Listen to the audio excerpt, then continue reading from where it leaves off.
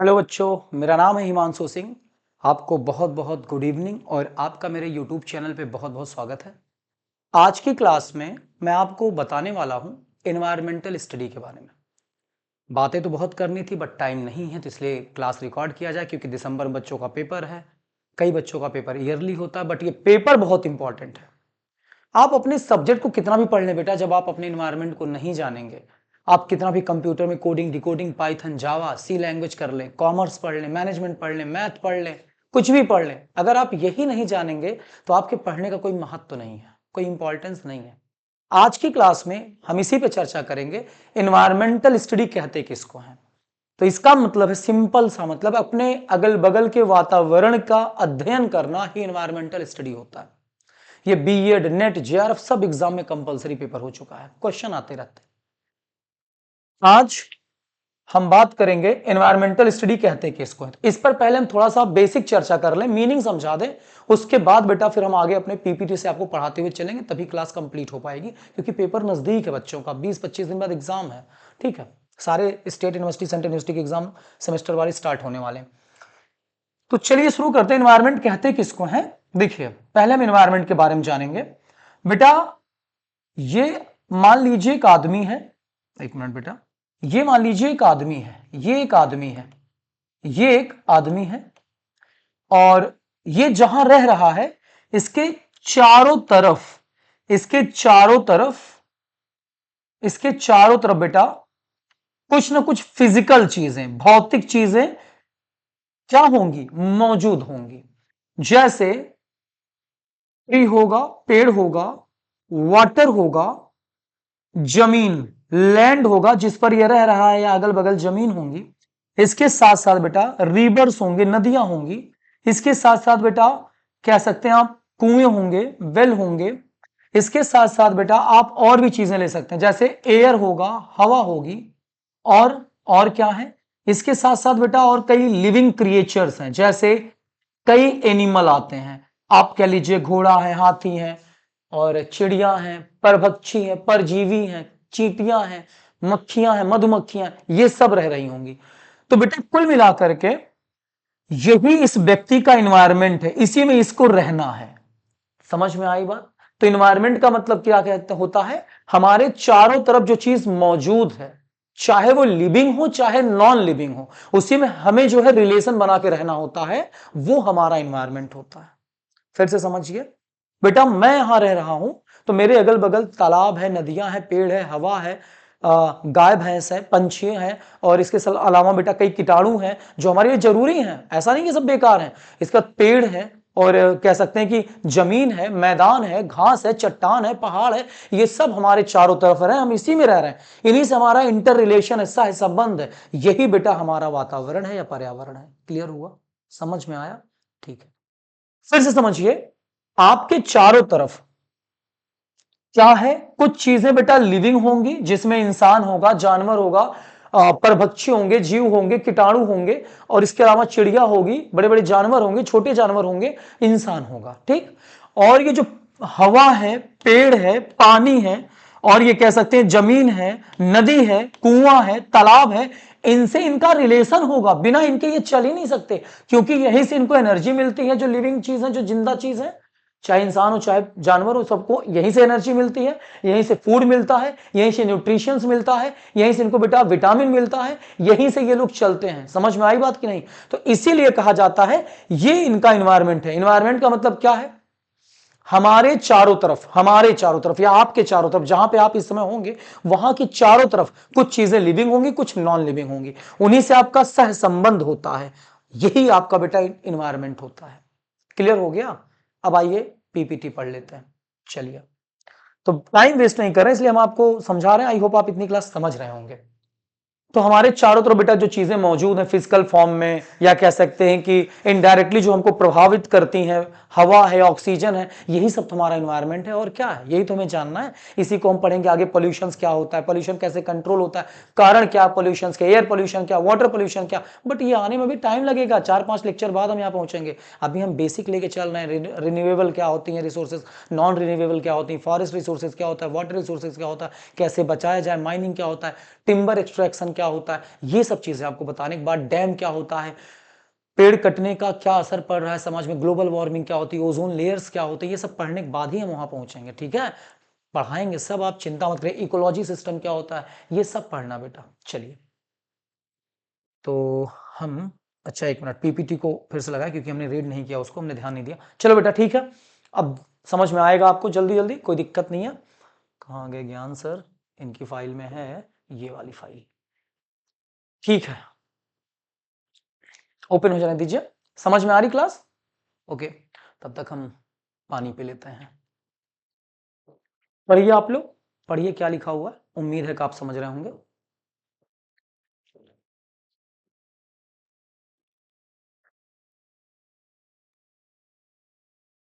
चलिए पढ़ते रहिए पढ़ते रहिए, मैं बॉटल सही कर दूं बेटा। ठीक है, देखिए क्या लिखा हुआ है, एनवायरमेंट किसे कहते हैं। ये एनवायरमेंट बेसिक चैप्टर है, पहला चैप्टर है। कह रहा है, एक मिनट बेटा, पानी गिर गया था, खैर सूख जाएगा, जाने दो। ठीक है, यहां से मैं पेन ले लूं, कलर चुन लूं। ठीक है, कहाँ गया भाई, एक मिनट, थोड़ा स्लो है सिस्टम, आप तो पढ़ते हैं डेली, आपको पता है सर का सिस्टम यहाँ पे स्लो है।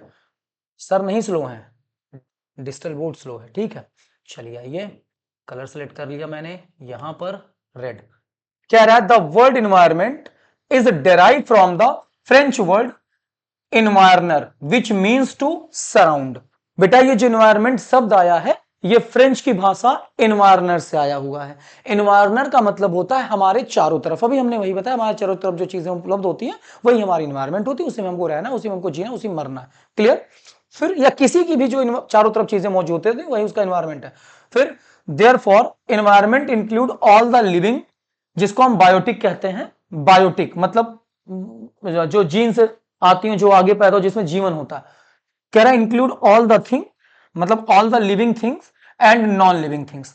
हमारा इन्वायरमेंट इन्वायरमेंट से आया है, और इन्वायरमेंट का मतलब होता है कि हमारे जो लिविंग थिंग है, नॉन लिविंग थिंग है, जो उसमें रह रहे हैं, जैसे पेड़ पौधे, पानी और हवा, ऑक्सीजन, जानवर, इंसान, ये सब रहते हैं। बेटा इन्वायरमेंट में लिविंग थिंग भी रहती है, नॉन लिविंग थिंग भी रहती है। फिर कह रहा है जिसको हम नॉन लिविंग को बेटा एबॉयटिक कहते हैं। क्लियर हुआ कि नहीं हुआ? ठीक है, कह रहा है कि देखिए ये होती, अब यहां कह रहा है कंपोनेंट अराउंड एनी ऑर्गेनिज्म, किसी भी ऑर्गेनिज्म मतलब किसी भी जीव जंतु के अगल बगल, ये जो लिविंग थिंग होती है, नॉन लिविंग थिंग होती है, वही उसका इन्वायरमेंट होता है। Any doubt? ठीक है, फिर कह रहा है एबॉयटिक मतलब ये non living, non living environment का क्या मतलब, एबॉयटिक इन्वायरमेंट समझा रहा किसे कहते हैं, मतलब जिसमें जीवन नहीं होता है, बट बिना उसके हम जी नहीं सकते, जैसे हवा, पानी, सॉइल मतलब मिट्टी।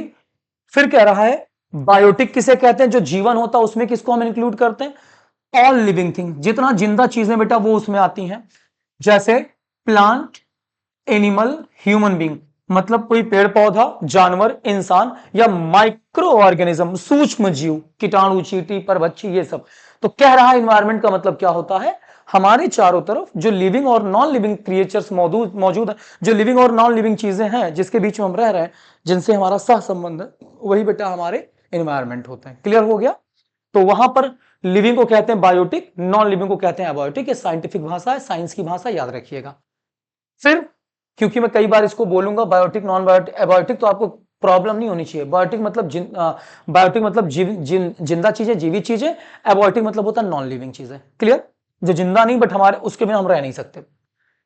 फिर कह रहा है देखो, अब यहां पर एक चीज लिखी गई है, क्या लिखी गई है, द इन्वायरमेंट प्रोटेक्शन एक्ट, हमारे भारत सरकार ने एक एक्ट बनाया था, कानून बनाया था, जिसका नाम है द इन्वायरमेंट प्रोटेक्शन एक्ट, मतलब वातावरण संरक्षण अधिनियम।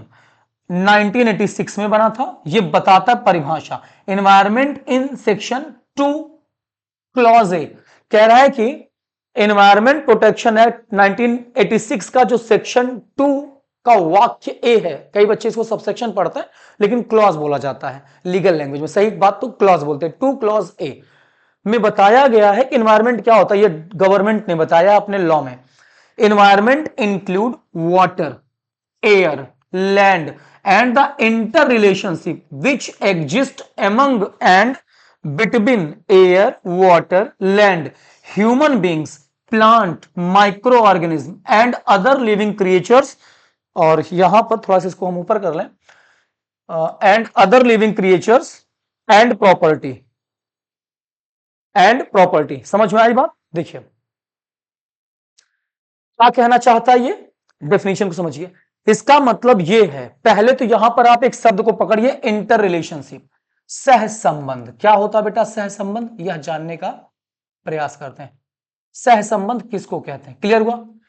सह संबंध क्या होता है, कह रहा है कि एनवायरमेंट प्रोटेक्शन एक्ट के डेफिनेशन 2 क्लॉज ए के अनुसार एनवायरमेंट में इंक्लूड होता है पानी, हवा, जमीन, जिसका सह संबंध होता है किससे, हम इंसानों से, हमारे पेड़ पौधों से, हमारे सूक्ष्म जीवों से, और अदर लिविंग क्रिएचर, और अन्य जिंदा जो कह सकते हैं कि जीव और पंछी हैं, और यह संपत्ति से। तो वही कहना चाहते हैं कि इस एनवायरमेंट में पानी, हवा और भी जो चीजें, उनका सीधा संबंध होता है इंसानों से, सूक्ष्म जीवों से, या जानवरों से, या पेड़ पौधों से, वही एनवायरमेंट होता है। क्लियर हुआ कि नहीं हुआ? यह डेफिनेशन बताना चाहता है।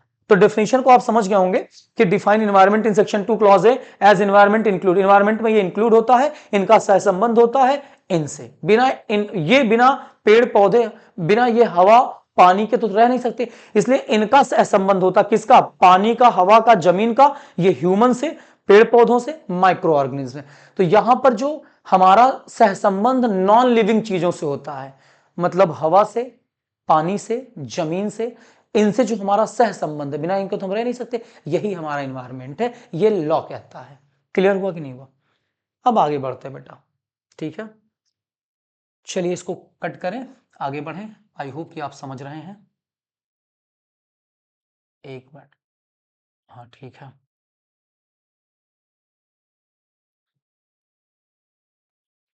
क्या पढ़ेंगे अब, एनवायरमेंट का कुछ और डेफिनेशन और मीनिंग देख लेते हैं, ठीक है। देखिए एनवायरमेंट की कुछ डेफिनेशन और मीनिंग और कवर करते हैं।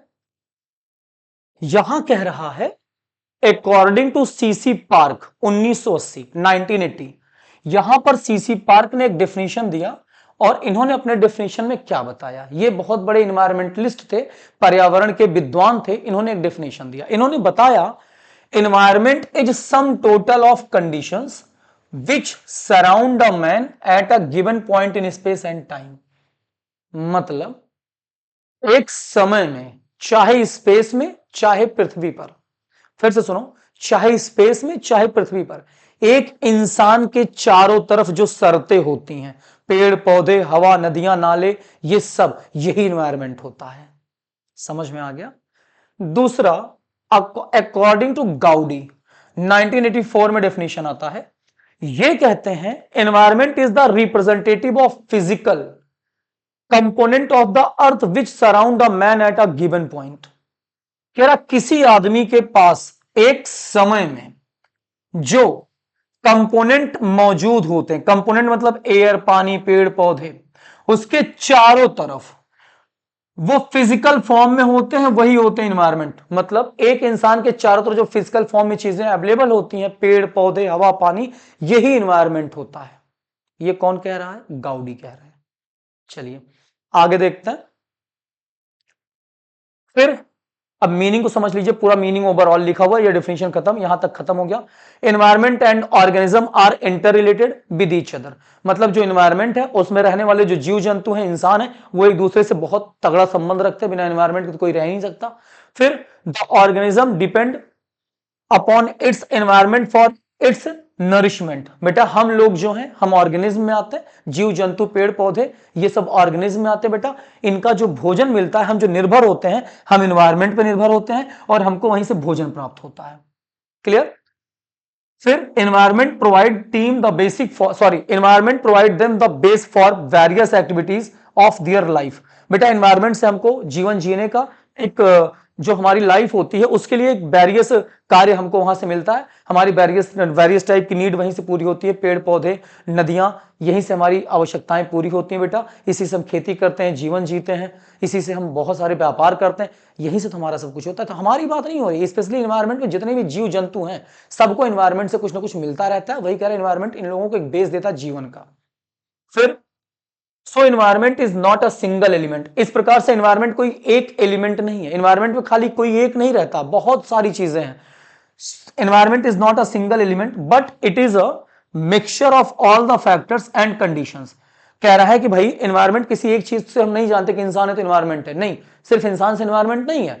कह रहा सिर्फ एक एलिमेंट से एनवायरमेंट नहीं बनता, कई घटक हैं, पेड़ पौधे जीव जंतु, मैंने बार बार बोल रहा हूं ये सारे मिलाकर के एनवायरमेंट बनते, जिसका इफेक्ट लाइफ पर पड़ता, जीवन पर पड़ता है और ऑर्गेनिज्म पर पड़ता है, चाहे डायरेक्टली चाहे इनडायरेक्टली। ऑर्गेनिज्म मतलब जीव जंतु और इंसानों पर। तो वही कह रहा है एनवायरमेंट में कोई सिंगल एक कोई चीज नहीं आती है, बहुत सारे फैक्टर हैं जिनका असर डायरेक्टली इनडायरेक्टली इंसानों पर जीव जंतुओं पर पड़ता रहता है। मीनिंग समझ में आ रही है? थोड़ा मैं स्पीड में हूं तो स्लो कर लीजिएगा क्लास को। चलिए आगे देखते हैं। स्पीड कम कर लीजिएगा अगर लग रहा है कि सब तेज चल रहे हैं आप, ठीक है? क्योंकि आप लोग तो 5 मिनट पूरा एनवायरमेंट समझ जाते हैं, लिखा रहता है यूट्यूब पे 5 मिनट में एनवायरमेंट खत्म। तो बच्चों को लगता है अरे खत्म हो गया, यहीं से पढ़ लेते हैं, क्या मतलब है सर से 1 घंटे क्लास पढ़ने की। देखिए मल्टी डिसिप्लिनरी नेचर क्या होता है, क्या है मल्टी डिसिप्लिनरी नेचर। आइए इसको समझने का प्रयास करते हैं। अच्छा बच्चों हमको एक बात बताओ, क्या आप खाली इन्वायरमेंट साइंस पढ़ करके, खाली ये जो इन्वायरमेंट की स्टडी है इसको पढ़ करके आप इन्वायरमेंट को जान जाओगे?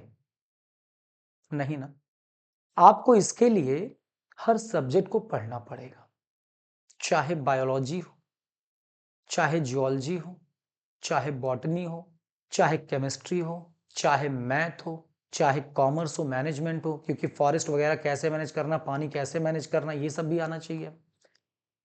आप बायोलॉजी पढ़ोगे तो जीव जंतुओं के इंसानों के ऊपर पढ़ पाओगे ना। आप इसके अलावा फॉरेस्ट के सब्जेक्ट को जानो, फिर आप जानो हेल्थ के बारे में, तमाम सब्जेक्ट को पढ़ोगे तभी इन्वायरमेंट अच्छे से क्लियर होगा।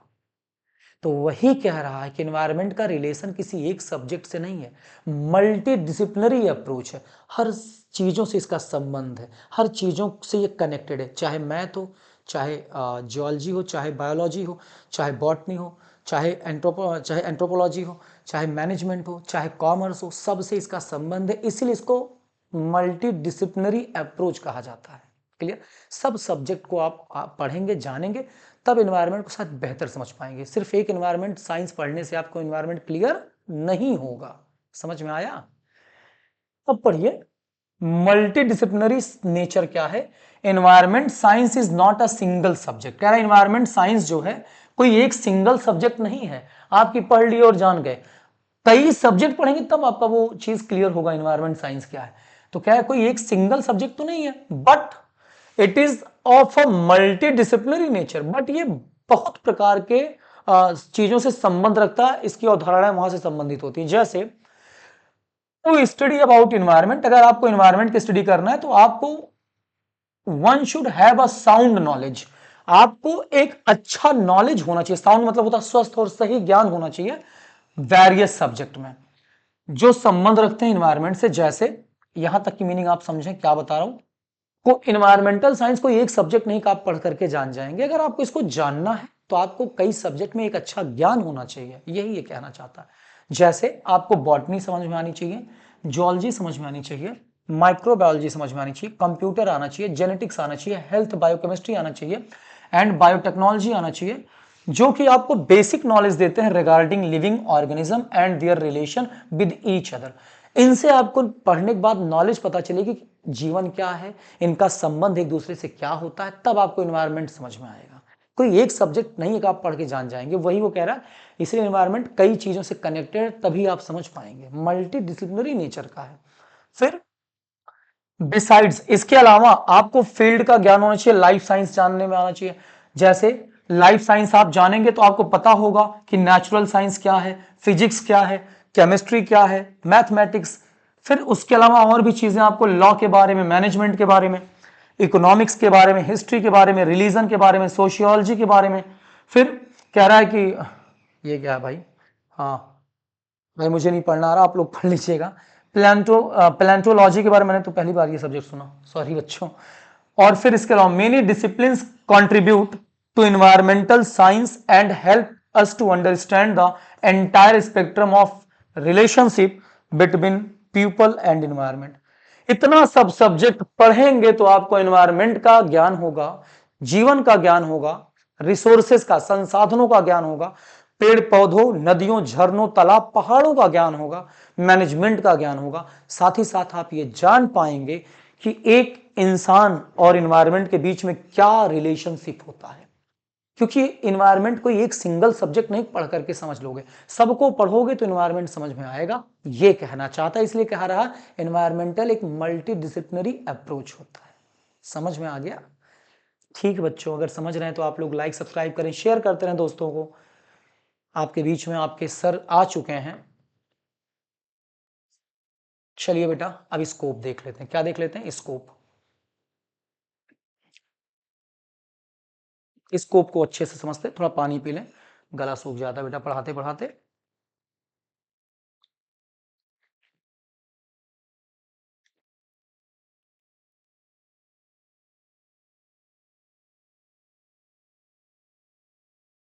चलिए शुरू करते हैं। स्कोप क्या है देखते हैं। स्कोप का मतलब होता है क्षेत्र। क्या होता है? क्षेत्र। तो वही पूछ रहा है कि वातावरण का क्षेत्र क्या है, एनवायरमेंट का स्कोप क्या है। कैसे जानेंगे बेटा? देखो, पहले तो आपको मैं ऐसे बेसिक बता दूं, फिर आप जान जाएंगे। अगर इन्वायरमेंट का क्षेत्र बताना है तो आप क्या बताएंगे? आप सिंपली याद रखिएगा, किसी भी क्षेत्र में, जैसे हमसे किसी ने आज पूछा था सर फॉरेन ट्रेड, विदेशी व्यापार का क्षेत्र क्या है, तो एक्सपोर्ट और इंपोर्ट होता है, उतने में खत्म हो गया, वो सब कुछ आ जाता है। ऐसे इसमें इसमें लिविंग चीज आती है, मतलब जिंदा चीजें, इंसान, हाथी, घोड़े, जानवर, पशु पक्षी, पेड़ पौधे सब। और नॉन लिविंग चीज आती है, नॉन लिविंग चीज आती है। साथ ही साथ हम इन्वायरमेंट में रह रहे हैं, हम इसमें पोल्यूशन को भी जानना होगा, पोल्यूशन भी इसके क्षेत्र में आएगा, पर्यावरण प्रदूषण भी इसके क्षेत्र में आएगा। फिर साथ ही साथ समाज में इसका क्या इंपैक्ट है, समाज भी इसमें आएगा।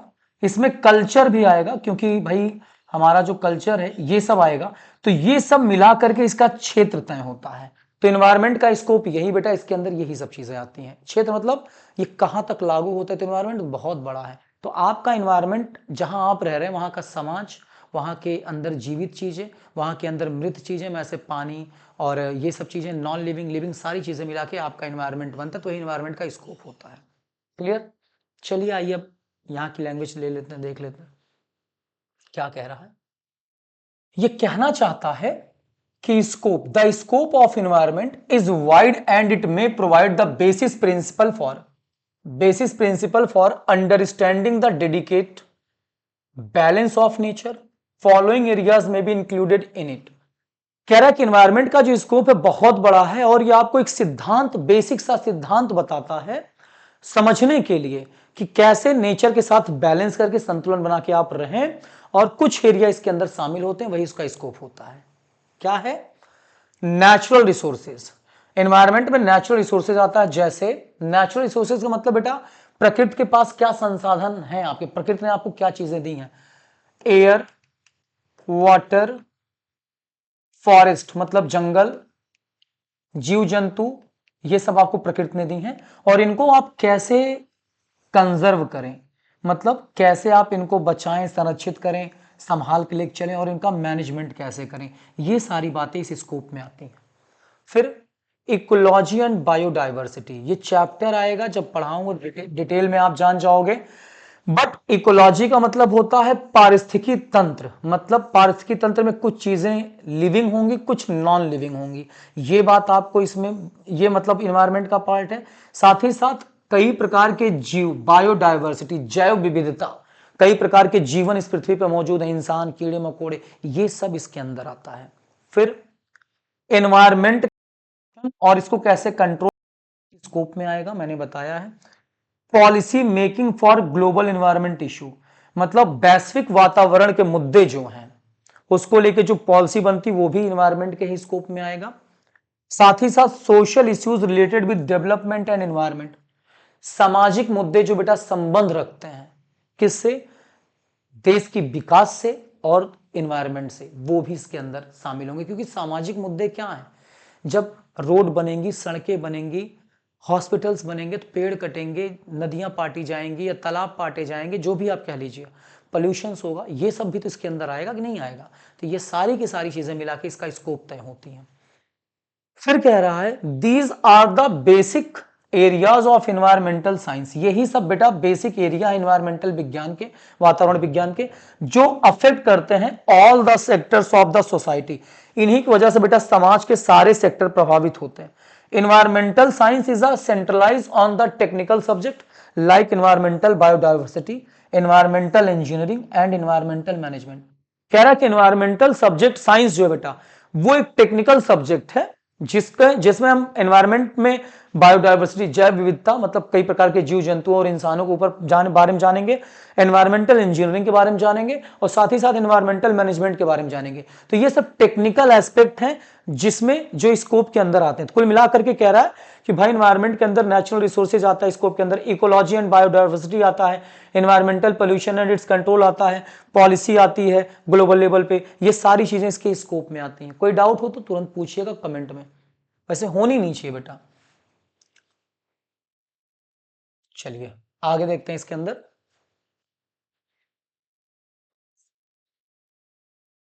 अब आता है नीड फॉर पब्लिक अवेयरनेस। ये बहुत इंपॉर्टेंट टॉपिक है बच्चों, आपको ये एग्जाम पर्पज से पढ़ना चाहिए, हालांकि टॉपिक तो सारे इंपॉर्टेंट हैं।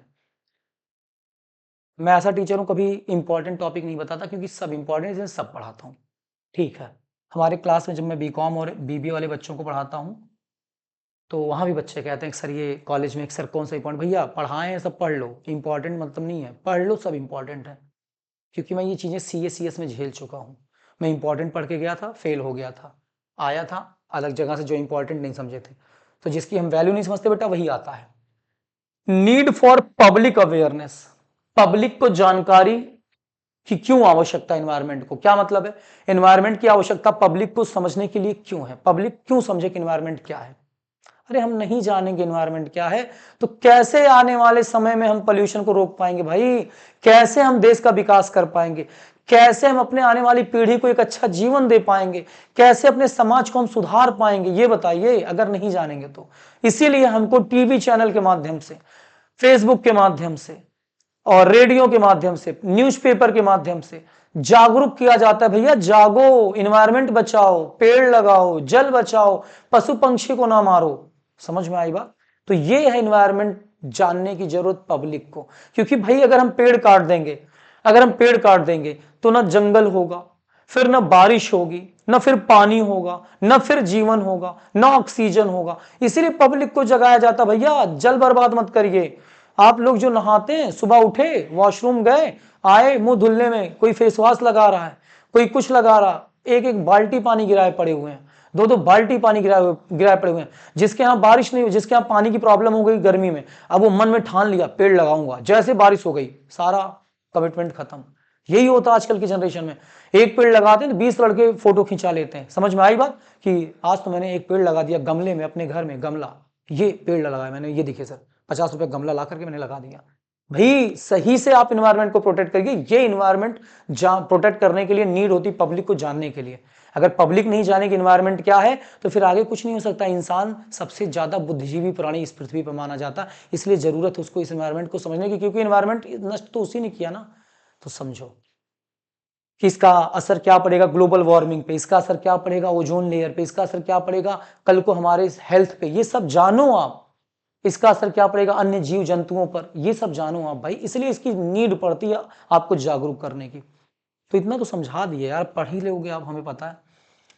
कह रहा public awareness can be created with the help of, public awareness को बेटा हम क्रिएट कर सकते हैं किसकी हेल्प से, मास मीडिया की हेल्प से, जैसे newspaper, radio, television and activities of NGOs, institutions and noted people caring for the environment. अगर आज आप पब्लिक को अवेयर करना चाहते हैं तो कई प्रकार का मास मीडिया फॉलो कर सकते हैं, YouTube channel, Facebook, newspaper, advertisement, magazine, हर जगह आप पब्लिक को कुछ ना कुछ बता के अवेयर कर सकते हैं, जागरूक कर सकते हैं। इसके साथ साथ बहुत सारे एनजीओ हैं, भारत में संस्थाएं हैं जो काम कर रहे हैं इन्वायरमेंट को बचाने, इन्वायरमेंट को संरक्षित करने के लिए, और भी कई व्यक्ति हैं जो केयर कर रहे हैं इन्वायरमेंट का, वो आपको जागरूक कर सकते हैं। हर जगह लिखा रहता है जल है तो कल है। वृक्ष धरा के दूषण है, ये करते दूर प्रदूषण है, ऐसे मैंने कहीं प्राइमरी स्कूल में पढ़ा हुआ था। वृक्ष इस पृथ्वी के गहने हैं। क्या बताना चाहता, पृथ्वी के गहने भाई सजो के रखो। जो आज जाते हो ना नैनीताल, मसूरी फोटो खिंचवाने, अपने यहां बना लो, अच्छा सा इन्वायरमेंट कर लो, जंगल लगा लो, बढ़िया खींचो फोटो, हाँ ग्रीनरी में आओ, ये सब तभी तो भैया कुछ हो पाएगा। चलिए आगे देखते हैं। There have been several government and non-government organizations that have led to environmental protection in our country by means of various program and activities। हमारे देश में कई प्रकार की सरकारी और गैर सरकारी संस्थाएं, एनजीओज वगैरह बेटा काम करें इन्वायरमेंट को सुरक्षित करने के लिए, साथ ही साथ आपको बता रही हैं कई प्रोग्राम और कई कार्यक्रम करा करके कि ताकि आप जागरूक होइए।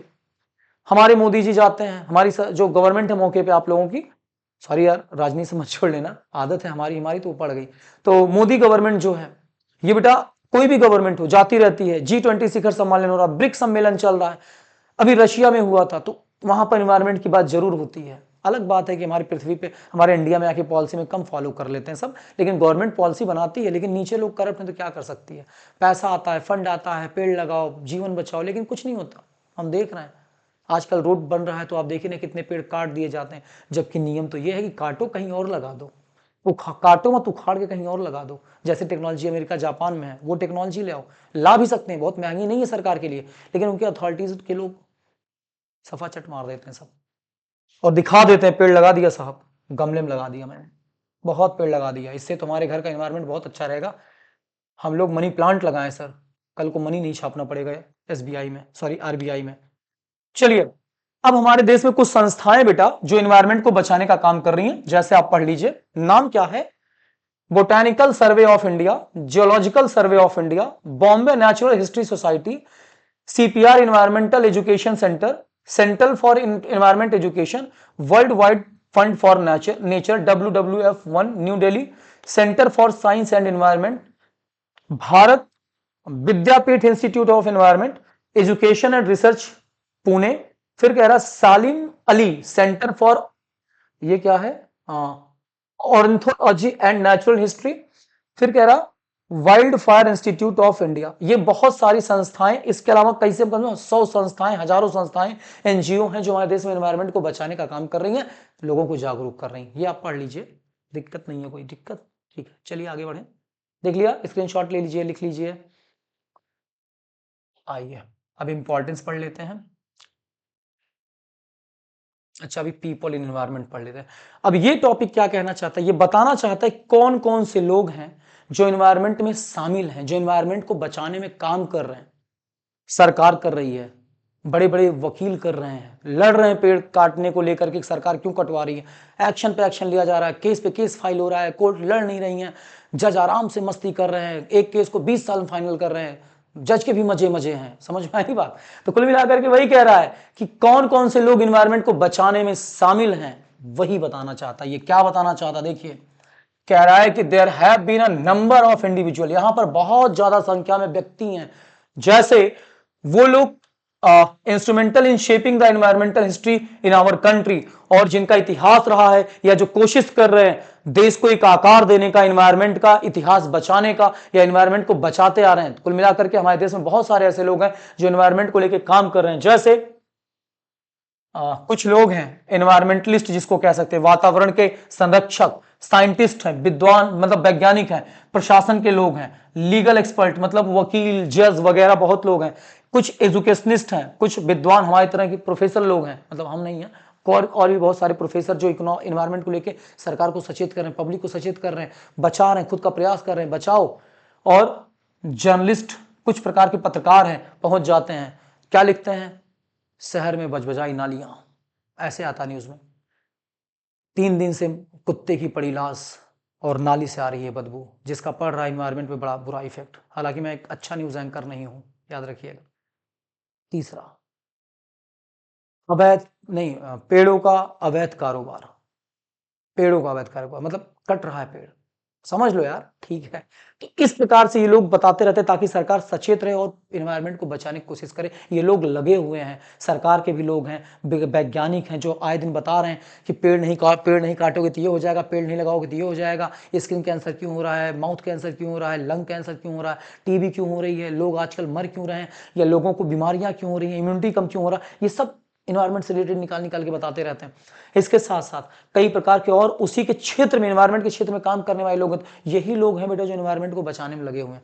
हम लोग क्या, हम लोग तो पेड़ कटता है, घर बनाना है, 2 पेड़ सामने लगे हुए बढ़िया नीम के, ठेकेदार बुलाए, कितने, 20,000 का, काट दो, कटवा दिया। सोचो उस पेड़ को बनने में, पैदा होने में कितना टाइम लगा होगा, हम नहीं सोचते। ये मेरी भी आदत है बेटा, ज्ञान भले दे रहा हूं यहाँ पे। प्रैक्टिकल लाइफ में कभी कभी मजबूरी होता काटना, हम कुछ नहीं कर सकते। हाँ, उसकी जगह 2-4 पेड़ लगा दो यार, देखो काट रहे हो तो बना दो, समझ में आई बात ना, एनवायरमेंट को बचाओ। चलिए, ये नहीं काट दिया बर्बाद। जैसे देखो कुछ लोग हैं, जर्नलिस्ट में कौन कौन है, सालिम अली हैं, फिर कह रहा MS स्वामीनाथन हैं जो एग्रीकल्चर साइंटिस्ट हैं, फिर मेधा, ये मेधा पाटकर हैं, इधर से थोड़ा कम दिख रहा, लाइट आ रही है, इधर से देख लेते हैं। फिर सुंदरलाल, ये क्या है भाई, बहुगुना है, सुंदरलाल बहुगुना। ये सब बेटा एनवायरमेंट को बचाने का काम करें। ऐसे तो हजारों लाखों हैं, कुछ ही नाम लिखा जा सकता है, नाम ही नहीं पढ़ना, आपको बहुत कुछ पढ़ना है ना, पता का नाम रटने लगे इंटरनेट से निकाल करके। जानकारी के लिए ले सकते हैं कि कौन कौन है इस सेक्टर में, आप भी तो हैं, आप भी तो एनवायरमेंट बचा रहे हैं, नहीं बचा रहे हैं। सुबह 1 बाल्टी पानी गिरा देते हैं, नहाते हुए 10 बाल्टी पानी गिरा देते हैं, आप भी तो बचा रहे हैं बेटा, बर्बाद कर रहे हैं, यही है मतलब, और क्या। Importance of environmental studies. अब आप ये याद रखिए कि एनवायरमेंट को पढ़ने का, एनवायरमेंट का अध्ययन करने के बाद क्या लाभ मिल रहा है हमको, हम क्यों पढ़ रहे हैं, हमें क्या इंपॉर्टेंस इसकी है, हमें पढ़ने की क्या जरूरत है, क्या फायदा है इसका। तो आइए देखते हैं।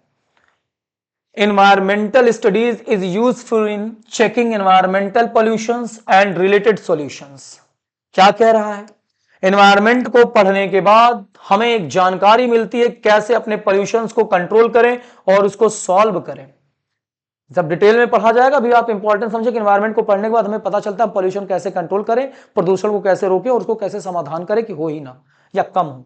It help in maintaining ecological balance. Ecological balance का मतलब होता है बेटा, हमारे एनवायरमेंट में कई चीजें लिविंग हैं, कई चीजें नॉन लिविंग हैं, इनके बीच में कैसे हम एक बैलेंस मेंटेन करके रखें, एनवायरमेंट पढ़ने का हमें यह फायदा है। इसके बाद कह रहा है it help to gain skill to access the environmental impact of human activities. अगर और हाँ, फिर कह रहा है साथ ही साथ environmental studies will help to protect biodiversity.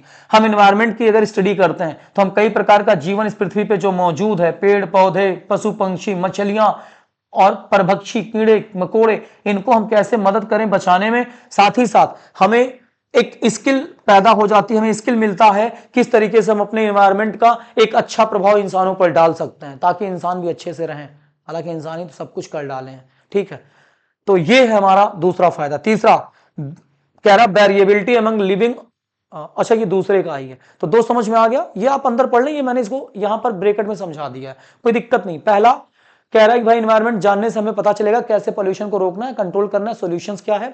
दूसरा, इकोलॉजिकल बैलेंस कैसे बनाना। तीसरा, एनवायरमेंट का इंपैक्ट इंसानों की क्रियाओं पर, इंसानों की क्रियाओं से एनवायरमेंट पर क्या इंपैक्ट पड़ता है। साथ ही साथ इंसान की क्रियाएं ऐसी हैं कि बेटा सबको नष्ट करती जा रही है अपने विकास के लिए, तो साथ ही साथ उसको इंसान की क्रिया से क्या असर पड़ता है, साथ ही साथ इंसानों के द्वारा एक्टिविटी जो एनवायरनमेंट में हो रही है उससे ऑर्गेनिज्म, बायोडायवर्सिटी पे, मतलब और भी जो जीव जंतु हैं उस पर क्या असर पड़ता है, उनको कैसे बचाया जाए, ये हमको एनवायरनमेंट में सीखने को मिलता है। ठीक है, अगर हम अच्छे से पढ़ेंगे तो, नहीं पढ़ेंगे तो कुछ मतलब ही नहीं। आइए आगे देखते हैं, और भी इंपॉर्टेंस है। क्या इंपॉर्टेंस है, कह रहा है कि it gives us basic knowledge of environment and associated problem. Environment पढ़ने के बाद हमें जो बेसिक नॉलेज है वो मिल जाता है और उससे संबंधित समस्याओं का ज्ञान हो जाता है, ठीक है। मतलब बेसिक नॉलेज, पानी कैसे बचाएं, पानी का क्या महत्व है, जंगल का क्या महत्व है, नदी का क्या महत्व है, पशु पंछी का क्या महत्व है, जीवाणुओं का क्या महत्व है, केचुए का, कछुए का क्या महत्व है, ये नॉलेज मिल जाती है। इनको कैसे सही करें ये मिल जाता है, ये इसका मतलब है। साथ ही साथ it help to achieve sustainable development. बेटा सस्टेनेबल डेवलपमेंट के आप बारे में जान लीजिए, फिर हम बताएंगे। कुल मिलाकर के ये हेल्प करता है सस्टेनेबल डेवलपमेंट को प्राप्त करने में। सस्टेनेबल डेवलपमेंट क्या है, आइए देखते हैं, ठीक है। सस्टेनेबल डेवलपमेंट का मतलब होता है बच्चा, आपको पता है आज हमारे पृथ्वी पे कई प्रकार के रिसोर्सेज उपलब्ध हैं, कई प्रकार के रिसोर्सेज उपलब्ध हैं। एक है रिन्यूएबल जो बनाया जा सकता है, दोबारा पैदा हो सकता है। एक है नॉन रिन्यूएबल, जो कभी पैदा नहीं हो सकता, एक बार खत्म तो खत्म। पेट्रोल, डीजल, कई प्रकार के मैग्नीज, ये सब चीजें। बेटा वही कह रहा है, ये भी हमारे आने वाली पीढ़ी के लिए जरूरी है और ये भी जरूरी है। आप आज की जनरेशन में हैं, आज आप डेवलप कर रहे हैं, देश का विकास कर रहे हैं, खुद का विकास है, करते रहिए, रोकिए मत, अच्छा विकास करिए, बट आप बर्बाद मत करिए, इनको आप बर्बाद मत करिए जो संसाधन उपलब्ध है हमारे देश में, पृथ्वी पे, ताकि आने वाली पीढ़ी के लिए भी चीजें अवेलेबल रहें, आपको गाली ना दें, आने वाली जनरेशन इसका फायदा उठाए और उनके आने वाली जनरेशन, उनके आने ऐसी पृथ्वी चलती रहे। वही कह रहा है, सस्टेनेबल डेवलपमेंट, सतत विकास होता रहे, बट आने वाली जनरेशन के लिए भी चीजें बची रहे। अगर एनवायरनमेंट को हम अच्छे से जानेंगे तो हम उनके लिए जरूर बचाएंगे, वरना आज ही सब बर्बाद कर देंगे हम। ये इसका मतलब है।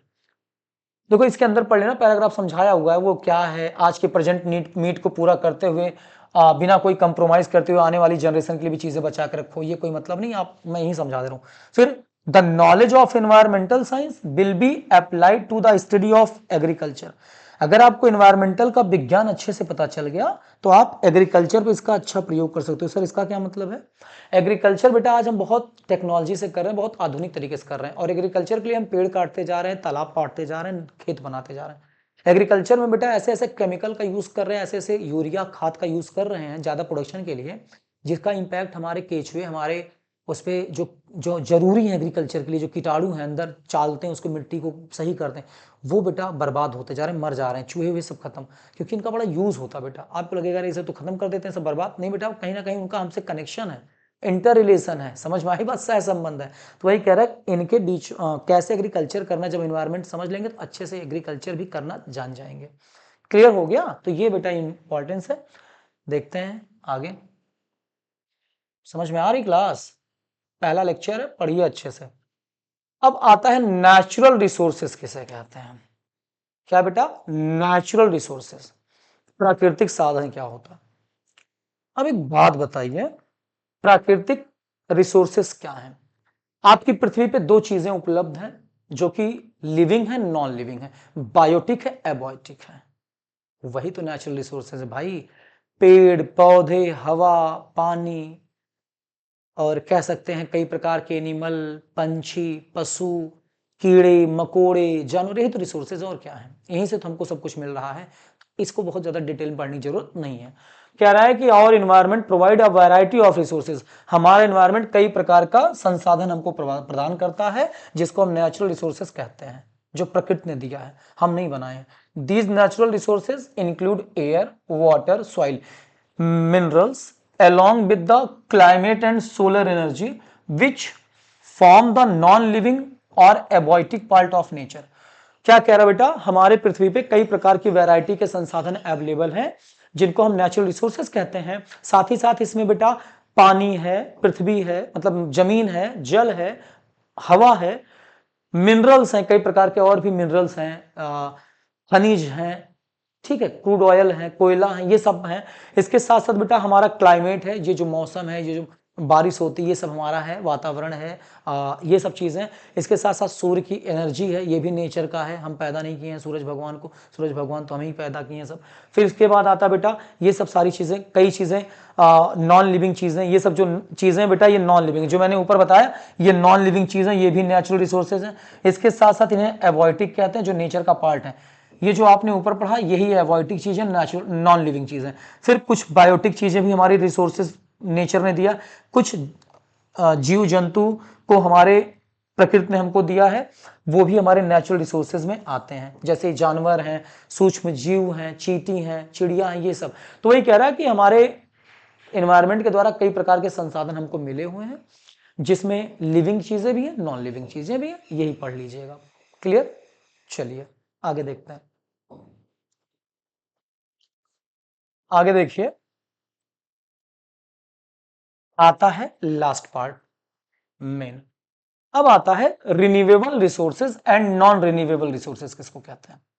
मतलब ऐसा कौन सा संसाधन जिसको दोबारा बनाया जा सकता है, ऐसा कौन सा जिसको नहीं बनाया जा सकता है, रिन्यू नहीं हो सकता, पुनर्जन्म नहीं दे सकते उसका। हाँ, on the basis of continuity, मतलब सतता के आधार पर, निरंतरता के आधार पर हम इसको दो वर्ग में बांटते हैं, रिन्यूएबल एंड नॉन रिन्यूएबल। जो बनाया जा सकता है, जो नहीं बनाया जा सकता। क्या है?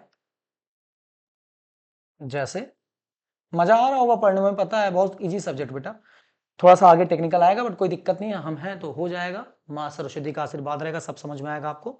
रिन्यूएबल रिसोर्सेज किसे कहते हैं? रिन्यूएबल रिसोर्सेज का मतलब होता है ऐसा संसाधन बेटा जिसको दोबारा आप बना सकते हैं। जैसे resources which can be renewed along with their exploitations are always available for use, hence they are called renewable resources। तेरा ऐसा संसाधन जो रिन्यू हो सकता है उसके शोषण के बावजूद, उसके यूज के बावजूद भी उसको हम रिन्यू कर सकते हैं। जंगल है, पानी है, इसके अलावा आप कह सकते हैं कि नदियां हैं, ये रिन्यू हो सकती हैं, बर्बाद होने के बावजूद भी इंसान अगर चाहे तो इनको दोबारा जन्म दे सकता है। सही कह रहे हैं गलत? कह रहा फॉर एग्जाम्पल फॉरेस्ट रिन्यूएबल है if trees are felled for wood, original forest फिर converge may be maintain through planting new trees, जिसको हम एफोरेस्टेशन कहते हैं। क्या मतलब है? जैसे एग्जांपल में आप लीजिए, रिन्यूएबल में क्या आएगा? जंगल आएगा, रिन्यूएबल है। देखो यही एमसीक्यू में आता है कि फॉरेस्ट रिन्यूएबल है कि नॉन रिन्यूएबल, तो आप कर देंगे रिन्यूएबल। मतलब जैसे हम लकड़ी काटते हैं अपने जरूरत के लिए, बहुत सारी लकड़ियां काटते हैं, लेकिन फिर भी हम जंगल बना सकते हैं नए नए ट्रीज लगा करके, जिसको हम एफोरेस्टेशन कहते हैं। नए जंगल को बनाना होता है एफोरेस्टेशन, जंगल पैदा करना। फिर आता है like wise solar energy and wind energy. जो बेटा सूर्य की एनर्जी है, सूर्य तो भगवान रिन्यूएबल है, एनर्जी तो हमेशा मिलती रहेगी, हमेशा ही तो कभी खत्म नहीं होगी। हवा है, हवा से जो एनर्जी पैदा करते रहते हैं बेटा हम, विंड एनर्जी है बेटा, हम जो हवा से ऊर्जा पैदा करते हैं, ये बेटा हमेशा जंगल रहेगा, नदियां रहेगी, हवा हमेशा रहेगी, एनर्जी हमेशा रहेगी, इसमें कोई दिक्कत नहीं, ये सब रिन्यूएबल है। फिर अगला आता है रिन्यूएबल में, अभी और भी होगा, फिर नॉन रिन्यूएबल आएगा, अभी देखते हैं। फिर कह रहा है दो water and biological living resources are considered renewable.